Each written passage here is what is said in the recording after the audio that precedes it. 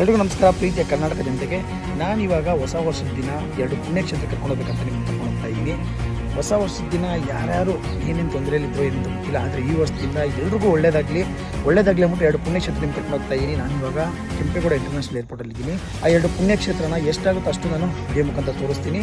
ಬನ್ನಿ ವಿಡಿಯೋ ಶುರು ಮಾಡೋಣ. ಖುಷಿ ಏನಪ್ಪ ಅಂದರೆ ನಮ್ಮ ಬೆಂಗಳೂರು ಇಂಟರ್ನ್ಯಾಷನಲ್ ಏರ್ಪೋರ್ಟಲ್ಲಿ ನಮ್ಮ ಹಿಂದೂ ದೇವರುಗಳ ವಿಗ್ರಹಗಳು ಎಷ್ಟು ಅದ್ಭುತವಾಗಿಟ್ಟಿದ್ದಾರೆ ನೋಡಿ. ತುಂಬ ಹಳೆಯ ಕಾಲದ ವಿಗ್ರಹಗಳಿಗೆಲ್ಲ ಕೆಳಗಡೆ ಹೊಡೆದೇ ಹೋಗುತ್ತೆ.